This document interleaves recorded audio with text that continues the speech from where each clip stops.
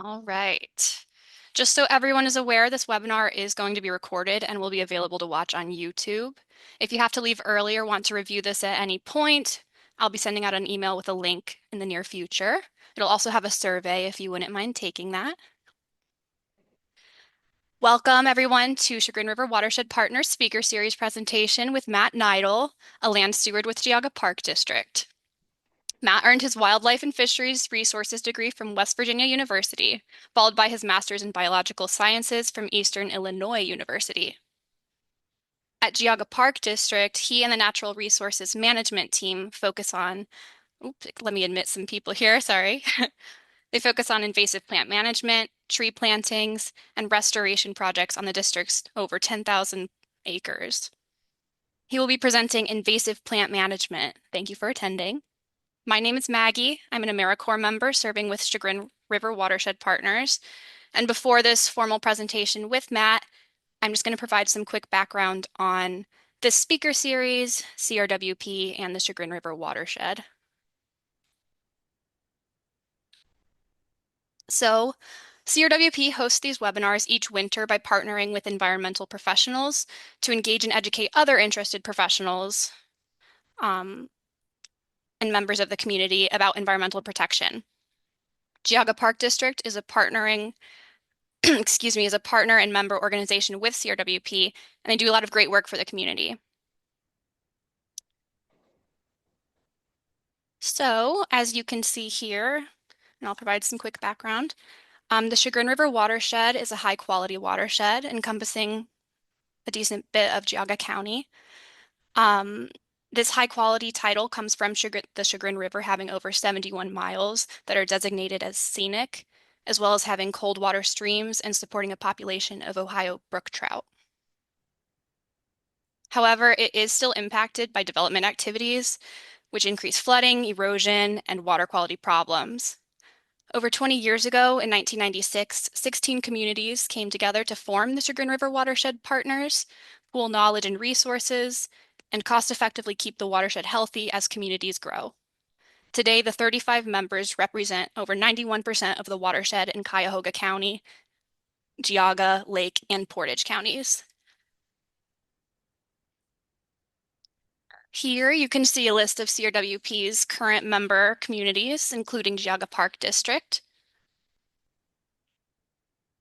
The Chagrin River Watershed Partners are supported by member dues, grants, and donations. We provide technical assistance to, sorry, I'm just admitting some people while I speak. We provide technical assistance on land use planning to minimize flooding, erosion, and water quality issues, and focus on cost-effective solutions for communities and landowners.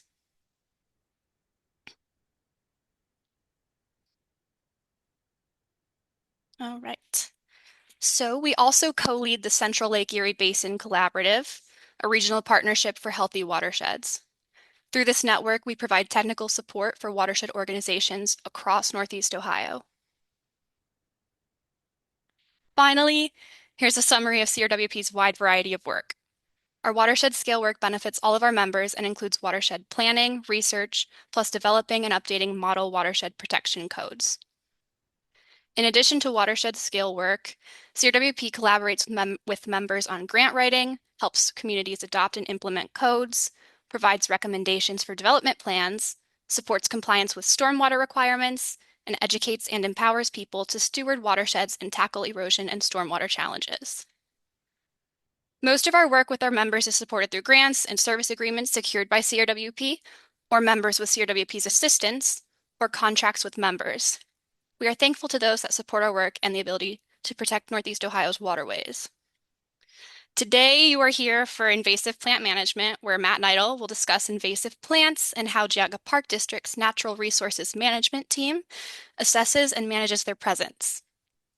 Using a variety of methods, they balance timing, priority, outcomes, and the promotion of native vegetation through their properties. Through his presentation, Matt will educate us on educate us on some of the most common invasive plants found in this area, along with ways you can help manage and remove them. If you have questions, please feel free to type any as we go into the chat box. and we will cover them towards the end of the session with a little Q&A. Or you can just save them, type them in during that Q&A. But with that, thank you, Matt and Geauga Park District for this presentation. Thank you all for bearing with me and for being interested in the topic. You can go ahead. All right, thank you. Make sure you can see this.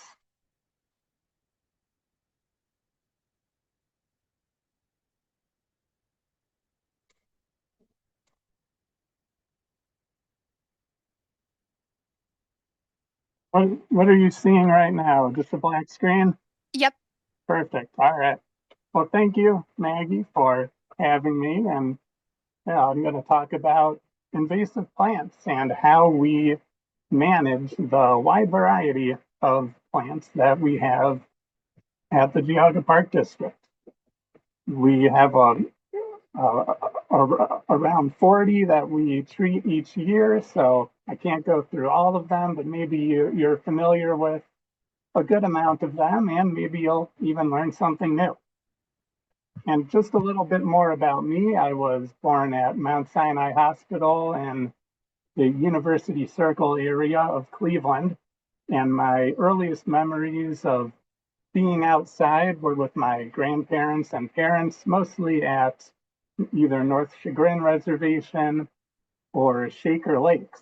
And I have always been very interested in birds. I don't really have a spark bird or any specific moment that drew me toward birds, but it's just something that kept coming back to me. And as I was starting to look into colleges, I did my senior project at the Cleveland Museum of Natural History in the Wildlife Resource Center, where I got to work with all of the live animals at the museum, hold birds of prey, which was really interesting for me. And that began about a 20-year relationship on and off as a volunteer, intern, wildlife specialist employee, and I even did a little bit in the education department there. All of that brought me to West Virginia University for my wildlife and fisheries degree, and I was able to keep going with my interest in birds at Eastern Illinois University, working on a grassland bird nesting behavior project. And throughout my professional career, I became more and more aware of invasive plants and how they can affect our native plants and animals. It started at the Eastern Shore of Virginia National Wildlife Refuge, where one of my fellow interns was on the invasive plant team. And that was my first realization, I guess, that there can be a career in invasive plant management. I wasn't really thinking about it too much as a visitor services intern, other than slowly integrating it into what I was seeing at the time.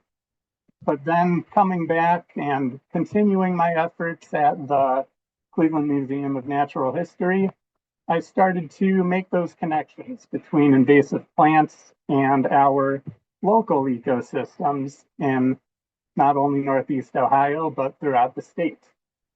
After I came back from graduate school in 2017, that's when I got my first real position working on invasive plants, and that was at the Cleveland Metro Parks. I did a couple seasons as both a seasonal and variable employee up until the time that I became a land steward with the Geauga Park District in June of 2021. Most of what we do as land stewards over here has to do with invasive plant management. I'd say it's a good 60 to 75% of our job throughout the year. As a park district, we became established in 1961. And since that first park that was created, we've added about 10,500 acres to that first four. And throughout those 10,500 acres, and really throughout the 400 or so square miles of Geauga County, there's a variety of invasive plants. These are non-native to our area. They come from other countries, and they can either suppress our native plants or animals and can just be very hard to get rid of at times. They have some kind of competitive advantage. Either they start to grow and leaf out well before our native plants are doing that. They can spread through root tubers or cut roots that may move downstream. Just something that some of our native plants in those areas can't accomplish. And a lot of them produce way more seeds and have much better survival of seeds than some of our native flowering plants. And in 2024, just last year, we targeted 44 invasive plants throughout our parks. They come in a wide variety. They can be herbaceous, they can be trees and shrubs. The majority of them are forbs or flowering plants, but we have grasses like reed canary grass and phragmites. Cattail are lumped in there also. And they can become a big problem on our main habitat or cover types throughout the park system. They don't really respect borders at times between meadows and forests, between forests and wetlands. A, a, a lot of Sorry, Matt, I'm just going to interject here. I just want to make sure, are we still supposed to be seeing the black screen? oh, no, you are not. My bad. Hmm, how about now? Yeah, you can move through those now. If you click the from the beginning on the left corner, I think, Yeah, it seems or like, is that what? yeah, I We had tried some to. technical difficulties before admitting everyone to this Zoom, just so everyone else is aware, so please bear with us. So it is this in full screen mode or just No, it's just kind of the PowerPoint. man, it was working before. Yeah, going from the beginning, I I can see it full screen on my left screen, but I guess it's showing the right screen for some reason. Well, I guess we'll just go like this for now. Okay. As, Apologies. as I hope I long didn't throw you off. Continue wherever you can. as this is fine. So th this is the wide variety of the non-native plants that we have throughout the parks. Multiple colors, multiple shrubs, trees, herbaceous, grass. There's so many throughout our parks. And like I said, there's about 40 to 45 or so that we go after on a given year. And they don't respect borders very well. Some species like glossy buckthorn, they can be found in meadows and forests, even up to the edges of wetlands. Others like common teasel, they can be found in wetlands and floodplains, but also they like to invade our meadows.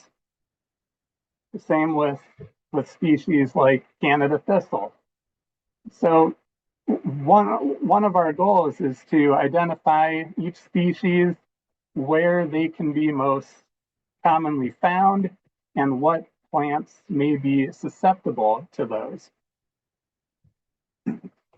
And just a quick recap on invasive plants. They don't have to be, sorry, just gonna leave that down there. They don't have to be just plants. There's also plenty of non-native animals that you may be familiar with, like the hemlock woolly adelgid, the round goby, spotted lanternfly is becoming more and more common. And in all these cases, there is some kind of negative effect that they have on local ecosystems. And we see that sometimes with our invasive plants that we're dealing with. Some can even cause human health concerns like wild parsnip and poison hemlock. So it's important to get a handle on where we have these non-native species and what timing we may be using when we're going after them. And most of these come over because of people, either through plant shipments across countries, sometimes nurseries could spread non-native species. The majority that we find were either ornamental or used as soil erosion plants. Some were used for basic habitat management, like reed canary grass or the European alder. So throughout the variety of invasive plants, there's a couple ways for why they were brought over to us. But throughout the year, we are constantly in motion working on invasive plant management.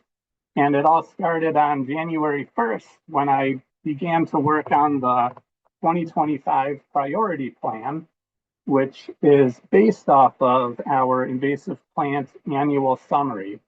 That was a 45 to 50 page report on every species we targeted in 2024, all of the herbicide that was used on each species or at each property.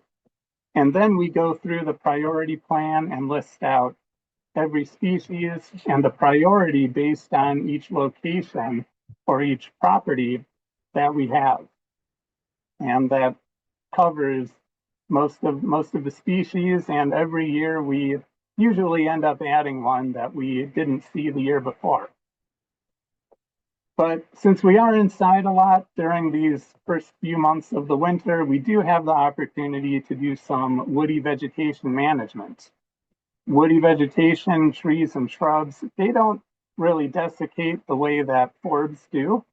So that gives us a chance to go out and at least cut down invasive trees and shrubs like multiflora rose, privet, alder, buckthorn.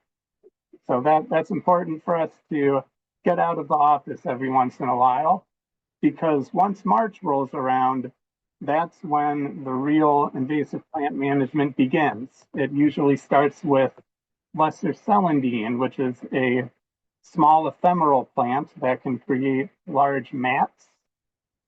After that, Dame's rocket and garlic mustard start to pop up. And then by May, we add the rest of the forbs and reed canary grass, Phragmites, and cattail. Japanese silkgrass comes in usually May to June as well. And with all of those herbaceous plants, we continue our work on woody management. It just allows us to use a little more herbicide this time around because we don't have to worry about freezing conditions. And then when things start to calm down in November, if we get a nice warm week, we can do a little more spraying, maybe on some reed canary grass or first year thistle or teasel.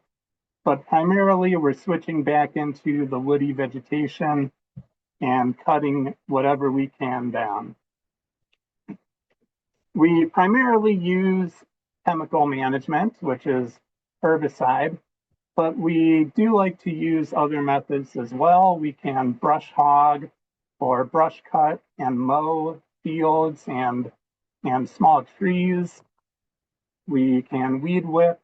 If we're starting to get behind on herbaceous plants, we can weed whip them down to make sure they don't flower, and then come back and do chemical management on smaller plants instead of having to deal with 5 or 6 foot tall thistles. We can come back and spray 1 to 2 foot tall individuals, which certainly saves herbicide for us. We do have manual opportunities with loppers, pruners, and a lot of hand pulling. That's with our woody vegetation, but also Dame's rocket and garlic mustard, which are very easily pulled out of the ground.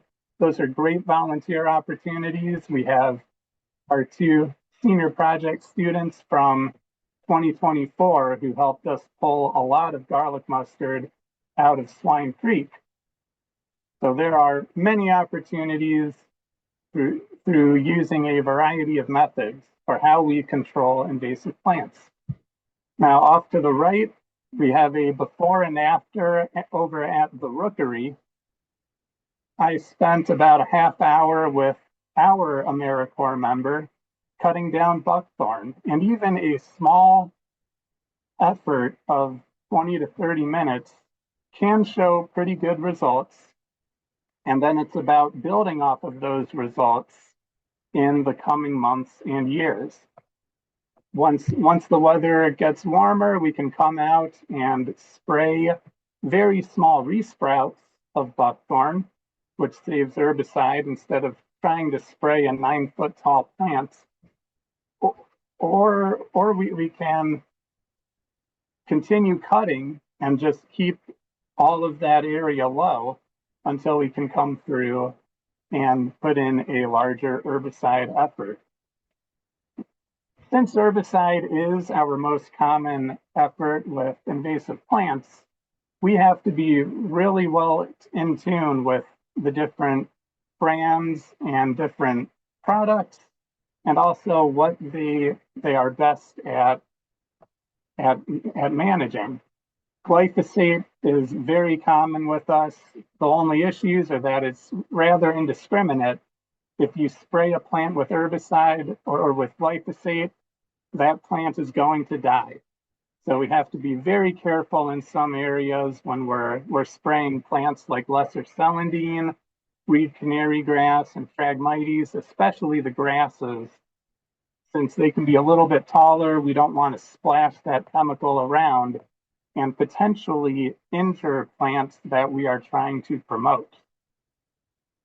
We do rely on glyphosate in other cases because it is aquatic safe. Now, some of the formulations may not be aquatic safe, but the ones we use are used for aquatic sites. And that just means for these 4 species up here, including purple loosestrife, we usually use glyphosate to control them. The next chemical that we like to use is called Scythe, and that is pelargonic acid, and it pretty much kills any above ground growth, but does not affect the roots. We use that primarily on Dame's rocket and garlic mustard because we can wait a little bit of time if we have some areas that we really need to pull, and then we move over to a new area of garlic mustard and Dame's rocket, and maybe it's flowering, maybe it's produced seed heads because we got to it a little late. We can use this pelargonic acid, spray the entirety of the plant, and that will kill the foliage. It will burn down the seed heads. So this is a very good chemical for that quick control of plants that may have to then try to rebound. And after 2 months of growth of Dame's rocket and garlic mustard, where they're pushing up all of that foliage, putting all that work into flowers and seeds, if suddenly we burn it down instead of pulling it, then it becomes very hard for that plant to recover. We also have a variety of more selective herbicides that we use on forbs and our woody vegetation. We use radar, Garlon, and milestone mostly, but there's also Polaris, which we use occasionally. Most of these are used in terrestrial situations. They are not aquatic safe, so we have to be sure if we're in or near a floodplain or in a meadow with a stream, we usually have to leave a pretty good buffer between the water so that we avoid runoff or leaching of these various chemicals. And now I'm going to turn to some specific invasive plants. Maybe you're familiar with them. Maybe you're going to learn a thing or two. But we'll start with lesser celandine on the left and purple loosestrife on the right. These are two species that are mostly found in wet areas, but they do have a tendency to escape down hillsides or up into riparian zones and meadows.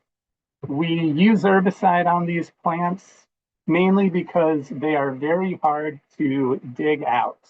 If we were to try to dig around these plants or just pull these plants out of the ground, whatever tubers or root particles we leave can start to grow themselves. And mostly when we pull invasive plants, the roots get angry, and we try to avoid that by spraying them instead. And again, since these are mostly found in wet areas or near wetlands, we tend to use glyphosate on these plants. Garlic mustard and Dame's rocket, as I mentioned, we do use the scythe herbicide, but over the last couple of years, we have been a little more diligent with our hand pulling. And that is a great way of reducing herbicide. And over time, we do see pretty similar results when compared to herbicide use. Sometimes it's just a matter of having enough volunteers or enough staff to go out and hand pull for a couple hours, which may be why we have to use scythe in some situations. These are very showy plants. Yes, I got this picture from Dame's Rocket off Etsy, so I hope no one's buying this plant up and planting it themselves. But these are two biennial plants. They have a low foliage their first year, a low floret, and then in their second year, they grow up with these nice big flower heads producing thousands of seeds. So either hand pulling or herbicide is a great way to get rid of these plants. Garlic mustard tends to be more in forests and edges, while Dame's rocket likes to be more along edges and invading into meadows and fields. So two plants with the same kind of growth, but two different locations where they like to be found. We also have some pretty dangerous ones in terms of pulling, like thistle and teasel. Our 2023 seasonal Calissa cut down a bull thistle. I think that one was about 7 feet tall, and they can easily get 9 or 10 feet tall. It's a very large plant. Common teasel on the right mostly grows to, I'd say, 4 to 7 feet. Canada thistle, maybe 5 feet if it's really in a good spot. But they are, well, common teasel is a perennial plant. Common thistle or Canada thistle is a perennial plant. Common teasel and bull thistle, as well as the cutleaf teasel, which is pretty rare in this county, but we do have. Those are also biennial plants, producing a spiny floret during the first year, during the second year, growing up with their seed heads. They are mostly found in meadows, but some, especially the common teasel, can be found in wetlands and along riparian edges. So depending on where we find it, that depends what type of herbicide we use. We usually will go with milestone or Garlon when we combat these species. If they're found near water, though, again, we have to go with glyphosate. And now we'll turn to a couple of the woody invasive plants that we have around here. The great thing about them, like glossy buckthorn, multiflora rose, and autumn olive, we can go after them year round. We can use herbicide on them with a foliar spray during the spring through the fall. The only issue is if you take a look at that multiflora rose on the right, you could probably go through a gallon of herbicide spraying all of those individual leaves. And that's not really something we want to do. That could be a considerable waste of herbicide. And there's a lot of good looking plants underneath there that could be affected by that spray. So that's where the cut stump or hack and squirt techniques come in on our woody invasives, where we can cut down those stems really low to the ground, or take an axe or a knife and hack around the stem of these invasive trees and shrubs. And then we could put a concentrated herbicide within those cuts we've made or on the top of that cut stump that will quickly go into the stem of the plants down into the roots. And in some cases, that could be more effective than a foliar spray. If there's invasive woodies like burning bush or European alder that really like to grow resprouts very fast, something like hack and squirt would be better because you are discouraging extra sprouts from growing if you just do a cut stump. If you cut that very large initial stem, that can trigger a lot of sprouts coming up off of that. And using the cut stump method, the herbicide may not be able to keep up with all of those new sprouts. So hack and squirt or foliar would be better in those situations. And now I'd like to cover what we call the ground cover ornamental 3, which is English ivy, vinca, also known as periwinkle, and pachysandra. These are very common around gardens or along house lines. Maybe you have English ivy growing up your house at this very moment, but they really like forests and edges. Sometimes vinca can make its way into fields. They provide a very thick ground cover that can suppress a lot of our native ground cover.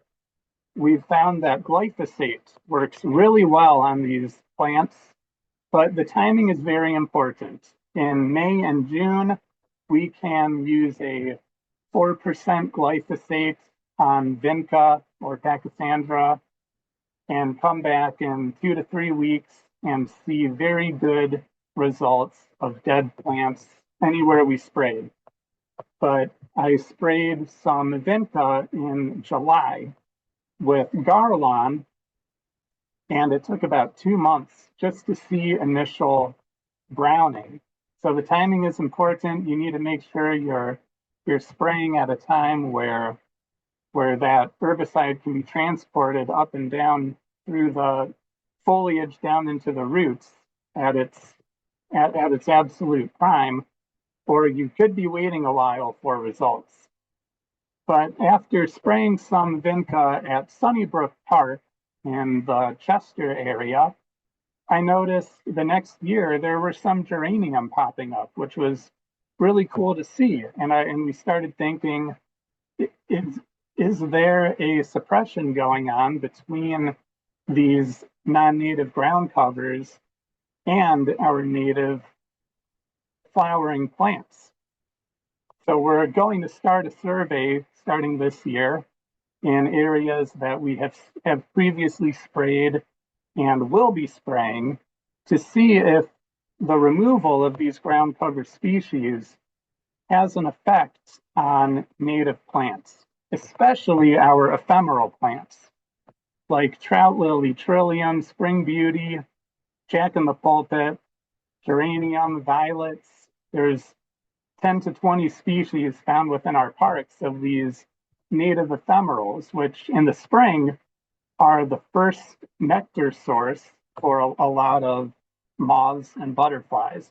So that is a new line of research that we're going to be looking at to see if these efforts are leading to a potential recovery of these ephemeral plants. And with with that of the native ephemerals, I'm going to talk a little bit about some of the native plants that we are promoting with all of this invasive plant work throughout our park system. And with ephemerals, especially the cutleaf and two-leaved toothwort, those are great for the West Virginia white butterfly, which is a declining species in our area. Garlic mustard is often mistaken by the butterfly for these two host plants. And if the West Virginia white decides to lay its eggs on garlic mustard, those those caterpillars will start to eat garlic mustard and will get poisoned by the plants. So that is a great reason to diligently pull our garlic mustard populations in the efforts of restoring some of these native ephemerals. And I've actually seen the West Virginia white a couple times doing deer browse surveys in the spring, fluttering along and landing on these toothwort plants.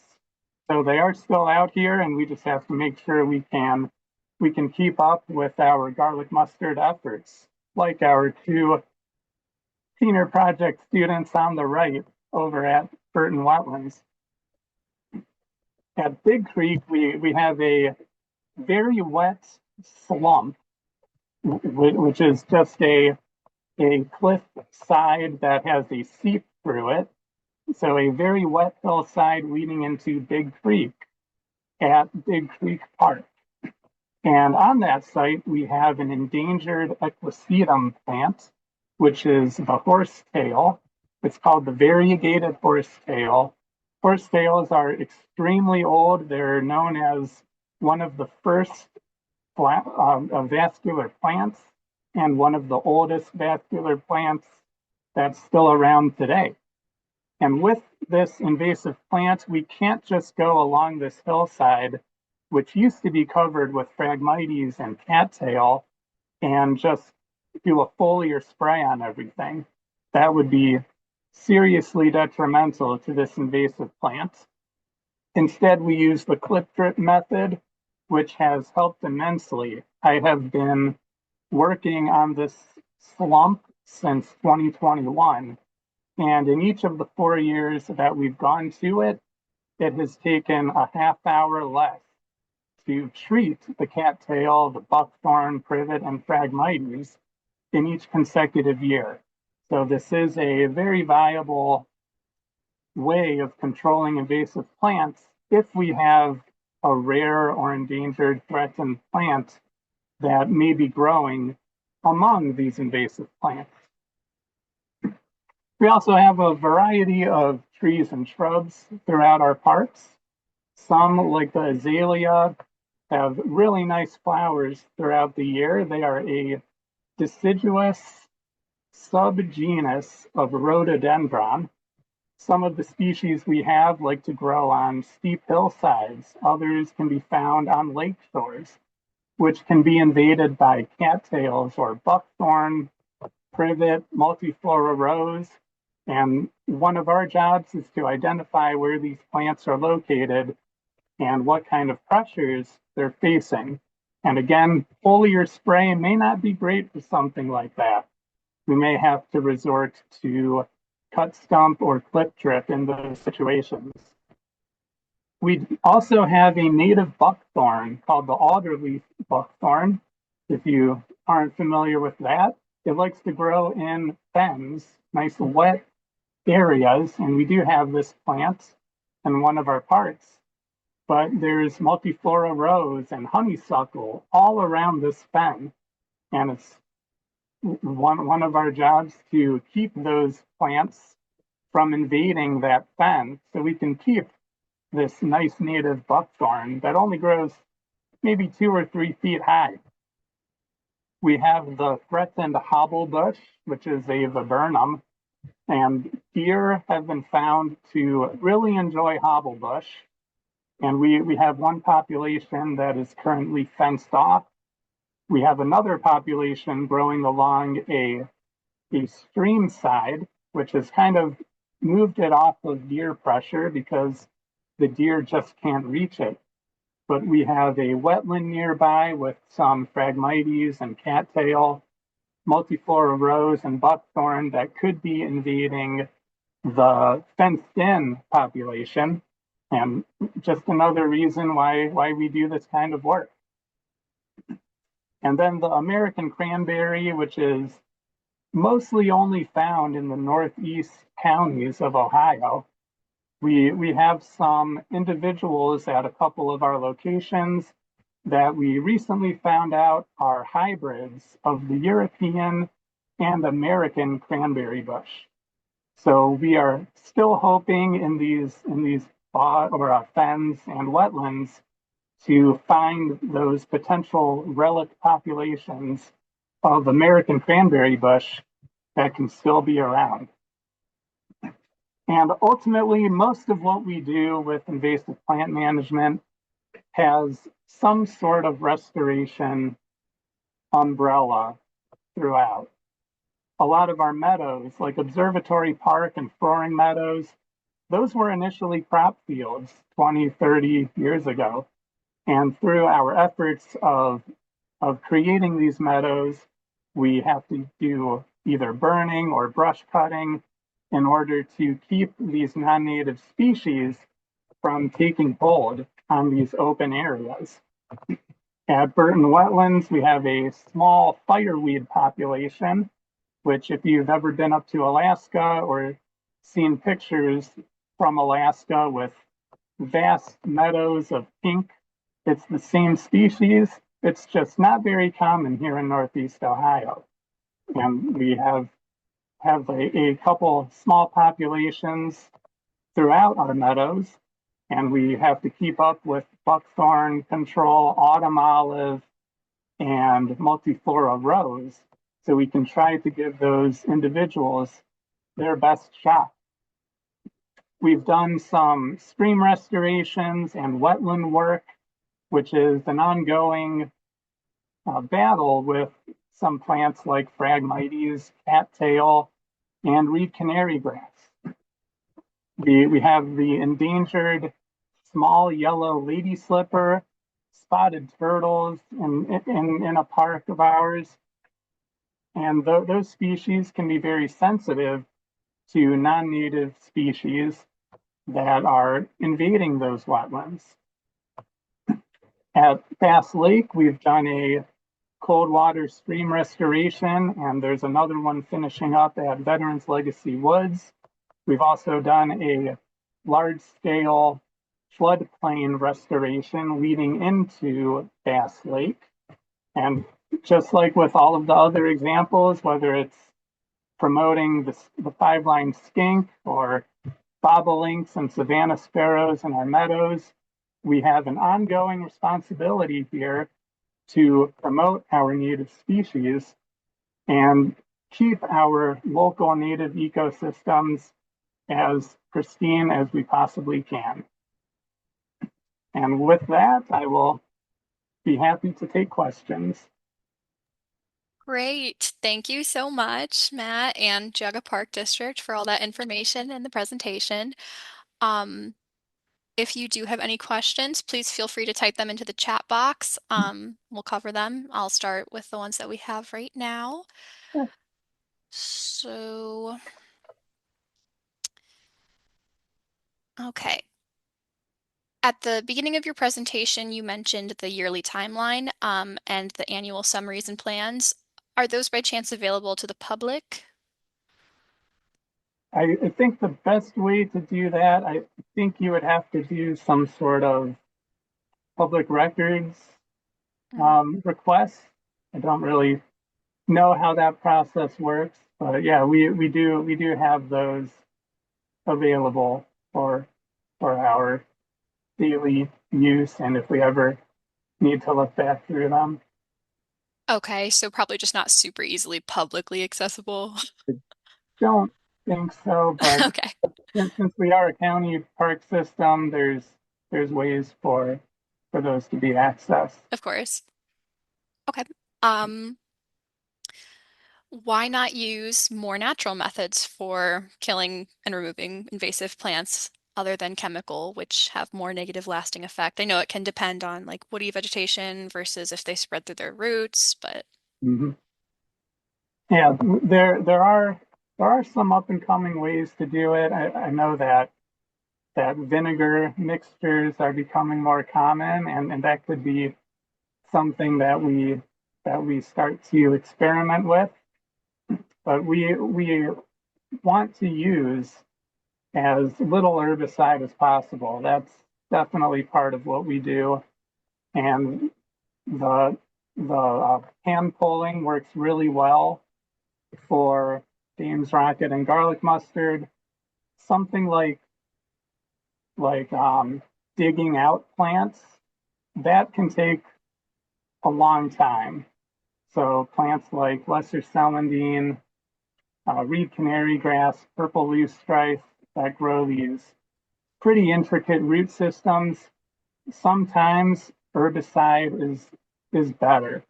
And depending on the herbicide, we just have to be careful with how long it's staying in the soil, how easily it can spread throughout the soil and potentially down into the water. Um, the glyphosate herbicides we use, the good thing about them is that once they hit the soil, they become inactive. So we don't really have to worry about ongoing effects with the glyphosate, which we do have to use sometimes in those wetter areas.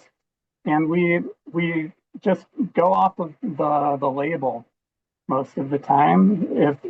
If the label and the reviews say what the reentry period is or say what the toxicity is, that's normally what we go off of. So there's certainly areas for improvement and for reduction of herbicide use, but there's also situations widely known where it's still the gold standard for removing particular species. awesome. Thank you. Um, Another question, what kind of results do you see in managing, forgive me if I like mispronounce this, the lesser celandine? Yeah, with glyphosate, we do see improvements. And one thing we have to worry about is any sort of disturbance that could lead to further proliferation of the seed bank. I mentioned at the end Veterans Legacy Woods. We did this cold water stream creation, and last year we did find a little bit of lesser celandine up in that stream, up in that system, which we immediately sprayed and successfully killed. Now that this restoration has been finished, with all of that disturbance going on in the area, we have to be extremely diligent up there to make sure it doesn't come back. And if it does, we need to hit it well before it flowers. At some of the other sites we have, we've we've always had successful lesser celandine kills. Now, the issue is the seed bank. A lot of these invasive plants, they can persist for 5 to 10 years. Some can persist up to 20 or even up to 100 years. So sometimes we can have a very good kill of a particular plant, and that includes lesser celandine, where maybe the next year we see very little coming back. And then the year after that, well, maybe the conditions have changed. Maybe a little more sunlight has gotten down into the floodplain, and suddenly there's a big outbreak again.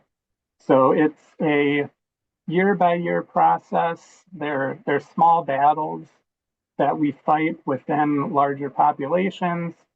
And as long as we stay on top of them and diligently come back to them year after year, that's when we start to see the results. So year to year, it can be somewhat unpredictable what we're going to run into, but then over time, we can tell that we are making progress. Awesome. Um, Next question would be, how do you handle the debris from cutting down plants like multiflora rose? Are there any concerns of these cuttings spreading? We aren't too concerned with that. Now, some plants like Oriental bittersweet or um, Japanese honeysuckle, which we don't see a lot of, if those stem pieces hit the ground, then there's absolutely a chance for them to grow roots into the ground and reproduce themselves kind of with those fragments. But with plants like buckthorn, multiflora rose, when we do cut them down, we kind of just lay them on top of each other, make little hideouts for animals and insects.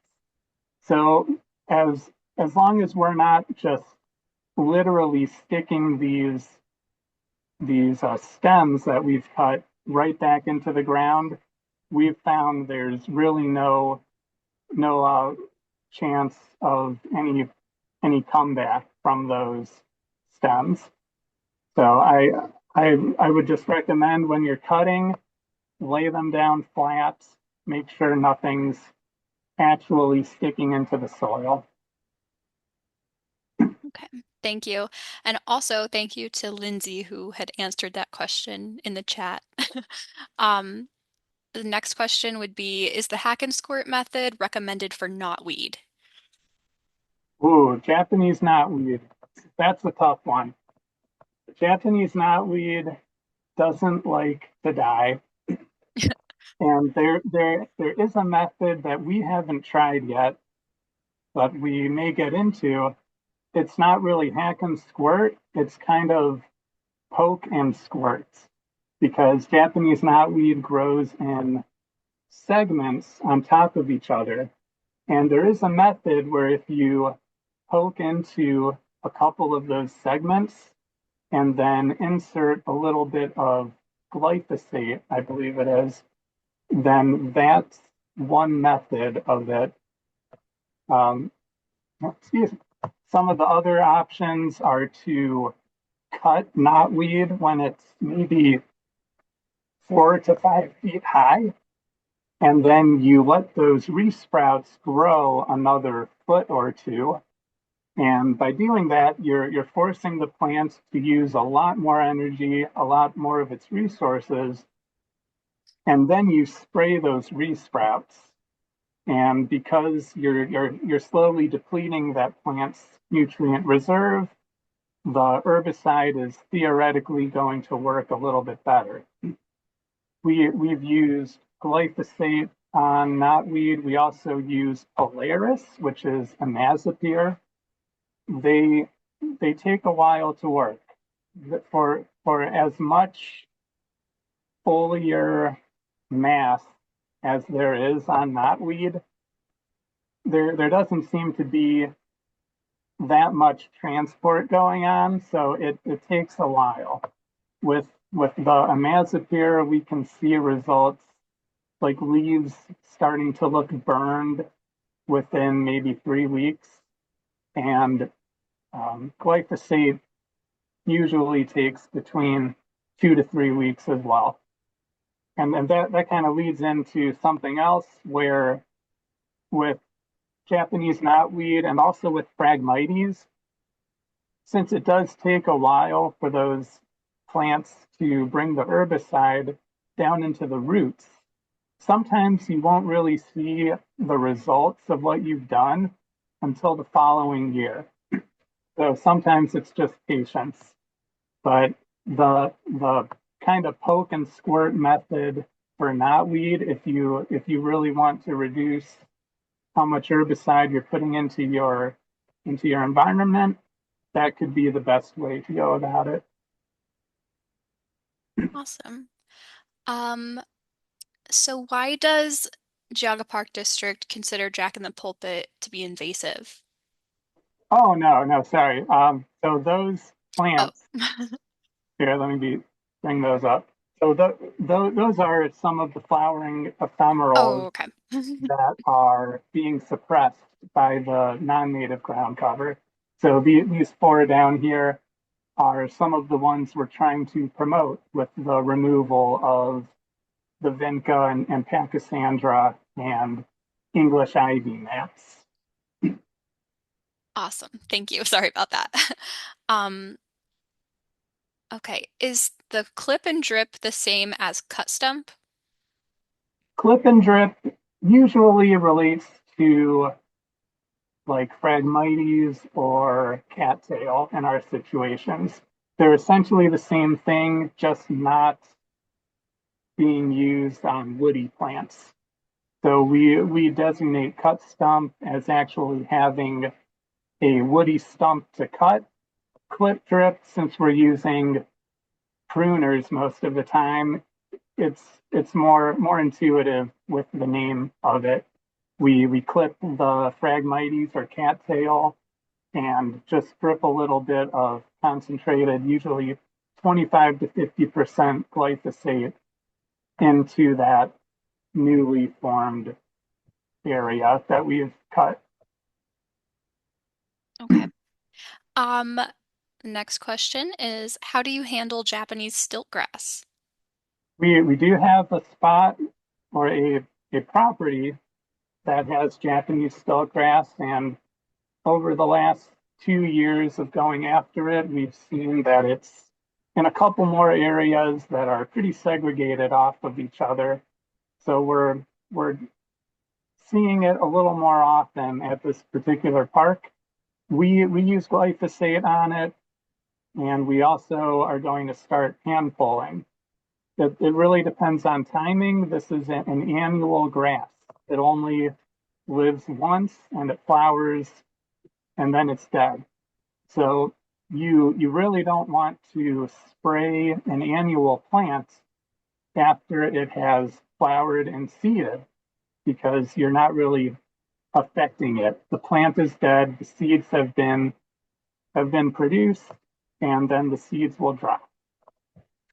Where we have done successful spraying, it's really night and day in some of these floodplain areas that we have, and we hope to see the same thing in these other segregated populations that are really far away. So if the plant has flowered or if it's seeded, and even if you have an hour or two, it does pull up really easily. Very, very thin, very small root systems. You can grab a handful at a time, or in our case, because it's a little more timely to use herbicide, we do use glyphosate in some of those areas, and it works pretty quickly. We may actually be reducing the concentration. We normally do a 4% concentration of glyphosate, and I honestly think we could get the same result, maybe 3 or 2%, just because of how small of a plant it is. So I recommend either pulling or using glyphosate, depending on your situation. Great. Also, before I read the next questions, I'm just going to reiterate to everyone, if you have to go, completely fine. This is being recorded, and I'll send an email that'll link to this recording if you need to watch the rest. So feel free. All right. Are you able to talk about permanently removing chameleon plant? I have never heard of chameleon plants. All right. We will just skip on past that one. Um, what was the reason for using the, is it sky? How do you use the Site, site? site, yes. Yeah. Versus the glyphosate again. Yeah, There's, so for these, let me do this slide. So the scythe, we only use that on biennial plants. And these are plants that have already done their job in terms of flowering, and maybe they've even popped up some seed heads.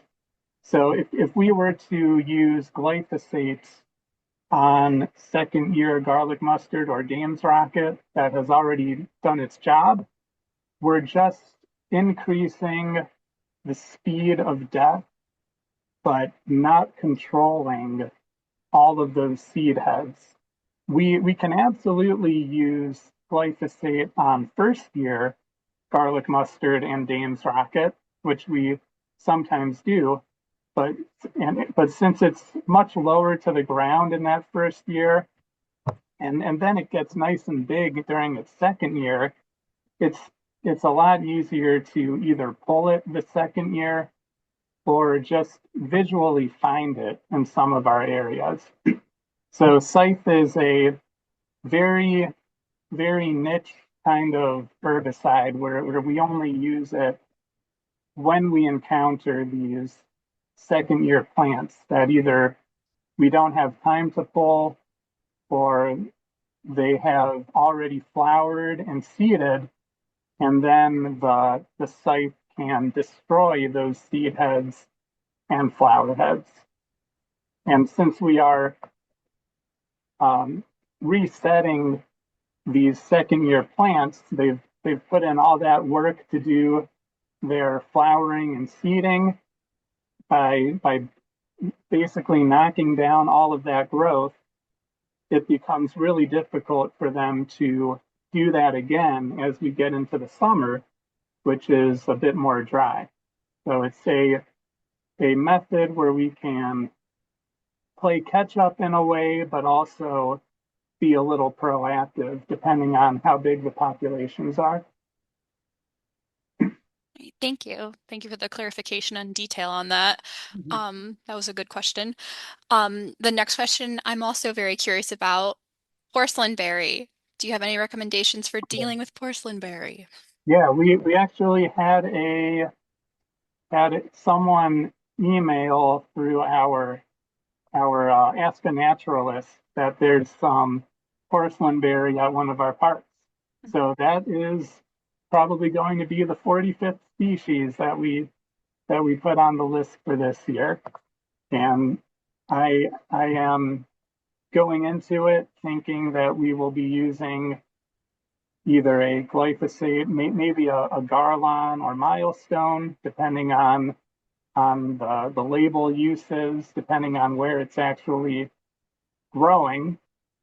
And since it is a vine, first off, we have to make sure we're not actually spraying grapevine and that we are hitting the porcelain berry and not some variety of grape that may be native to the area.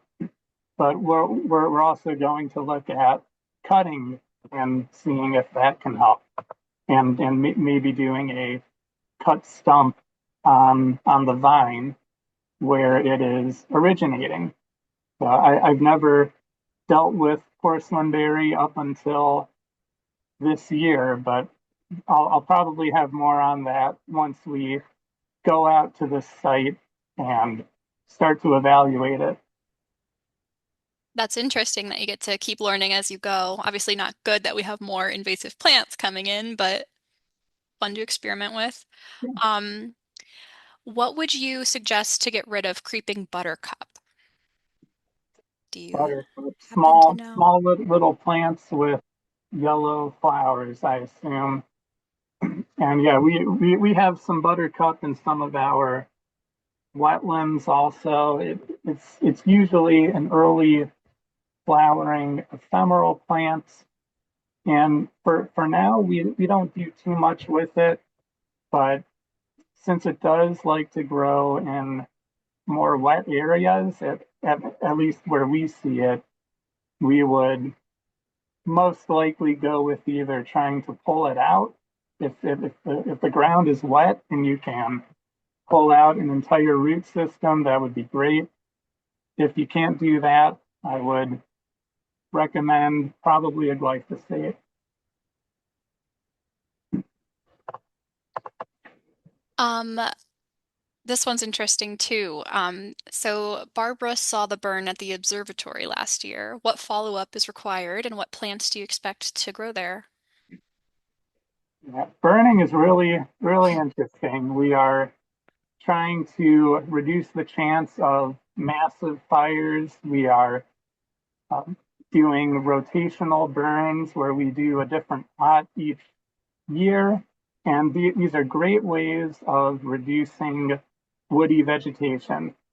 Our native forbs, our flowering plants that like to grow in our meadows, their like brain, give or take, is down in their root system, while trees and shrubs like buckthorn, autumn olive, sometimes rose of Sharon or hibiscus, those can get into our meadows. But if you can get a good burn on those stems and the trunks, you can destroy that cambium layer, which is right underneath the bark. That's where a lot of the nutrient transport is occurring. So their growing parts, while they do have their root system, they need something to transport everything up to their branches. And if you can destroy that transport system, you can do a good job of controlling woody vegetation with fire.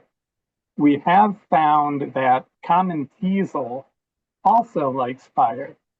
So we have to be careful when we go through these newly burned areas that we're doing it kind of early in the season to get those first year florets where we their competitive advantage is popping up a little bit earlier than our native forbs.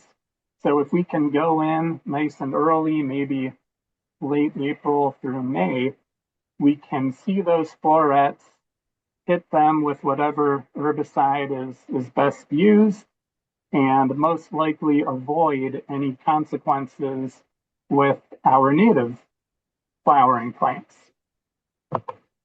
So, yeah, woody vegetation and teasel, I'd say, are the most common that we're trying to get rid of. But our native flowering plants, when that extra sunlight is hitting the ground, we're heating the ground up, they love that that result of fire. There's not a bunch of thatch in the way for them to grow nice and tall. So based on what we find community wise, that's what we're expecting the following year. If we have a lot of ironweed or milkweed, maybe some coneflowers and um, prairie dock, we have rosinweed, sawtooth sunflower. Those all respond really well to fire. And it's just a matter of being consistent when we go back through, giving those areas priority so that we can keep any other invaders or any shrubs or trees that may be trying to start that next generation from really taking root in those areas. Just to kind of piggyback off of that, does Geauga Park District reseed the area, or are you just waiting for natural reseeding to take place? We usually don't reseed after a burn. We just let the root systems do their thing. Gotcha. Yeah, and there was an area at Roaring Meadows that we burned. I think it was late 2023 that I was not a part of, but that following summer, it looked at at least as good, if not better, than it did the previous year. So these plants have evolved with fire. They're expecting some sort of disturbance like that at some point in their life, and we are giving them that kind of release where we give them that chance to grow even larger than they had the year before. Nice. Um, Next question. Do you spray the stubble cut after brush hogging large areas?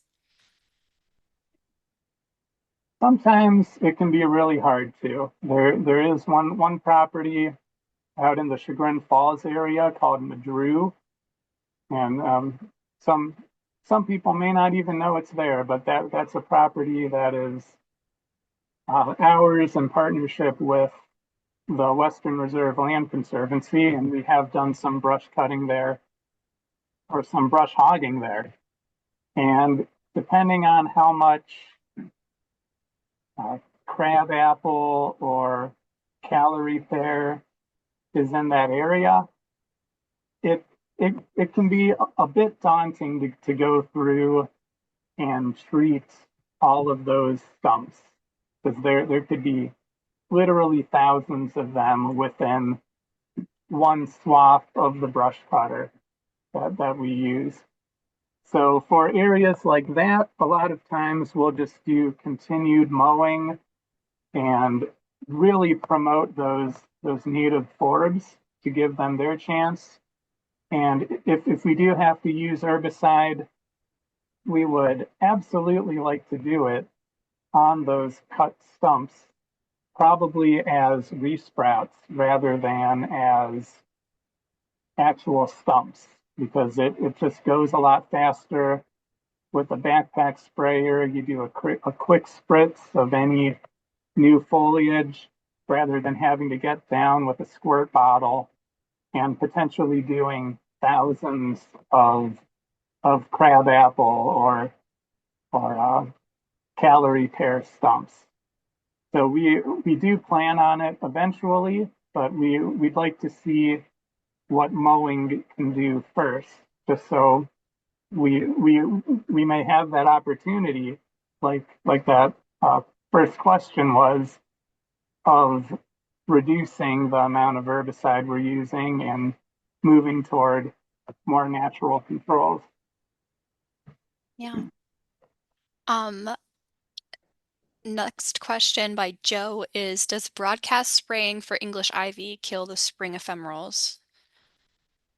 Especially as you battle to get rid of English ivy in established or planted ephemerals. Yeah. Yeah. We don't really go after English ivy while the ephemerals are up, and that's the same with the Vinca periwinkle and the Pachysandra. So we can very easily time it where the ephemerals are back underground, and that's one of the great things about using glyphosate because it does become chemically inert once it hits the soil. So there's not really that issue of contaminating those native roots, but we are able to time it usually in May or early June when a lot of those ephemerals are back underground. But there's also plenty of areas like at Sunnybrook, at Bass Lake, Clarendon Woodlands, where there are no ephemerals. And that could be because of these large populations. So that's what actually made my discovery of geranium so much more interesting at Sunnybrook. We continuously sprayed this area for 2 consecutive seasons, and suddenly there's a native plant that we want to be there. So if we are avoiding the actual plants and either sticking to areas where they're not present or where their root systems have stopped that above ground growth, I am very confident that we won't be injuring them. No, that's great to hear about the Sunnybrook area. Um, Next question by Christine. She has a large Norway maple about 5 inches in diameter. Do you know what the best way to eliminate this from her woods would be without cutting it down?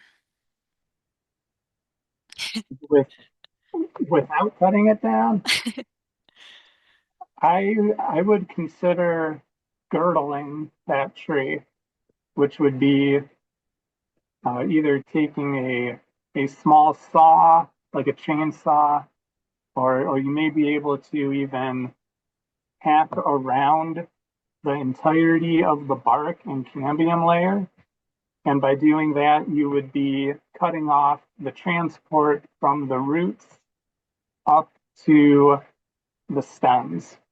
We would go after Norway maple when I was at Cleveland Metro Parks, and we'd just cut the trees down, which were usually fairly small, and we'd cut them down and usually put a Garland mixture of about, I think it was 25%, which is what we use here, and paint the outer layer of that newly made flat stump. But you should be able to girdle it. If you can cut off that transport, you may have to cut in maybe half to 1 inch all around that tree, and it will most likely hold its composure. But if you can cut off that transport, you should see results. But it depending on how big it is, there may be enough reserves up there to make it look like it's alive for another year or two. Awesome. Okay, I believe that brings us to the end of the questions. For anyone invested, Judy did look up the chameleon plant, and it's super invasive in Ohio, and she believes it might be outlawed even. So it's pretty serious. Use glyso, use that chemical for Like eliminating it is the recommendation. Yeah, thank you. Forgive me for mispronouncing that. Um, all right. Thank you all so much for attending. If you did have any more questions, please feel free to type in the chat now. Otherwise, we're going to just be wrapping this up. Thank you, Matt, for the awesome presentation and for your work with the Natural Resources Management team with Geauga Park. Thank you. Thanks for having me. Yeah, of course. Really appreciate everything that the park do has done, especially with the Veteran Legacy Woods. I visited that site, the restoration site, and it's really wonderful. Yeah, we've also put in well over 1,000 trees at Veterans Legacy Woods, and we're planning on even more this year. So more opportunities for us to keep out those non-native woodies as we want everything else to grow. Yeah, and I also saw a bunch of amphibians when I was visiting that area. It was great. But all right, okay. Thank you, everybody. Have a great day. Take care.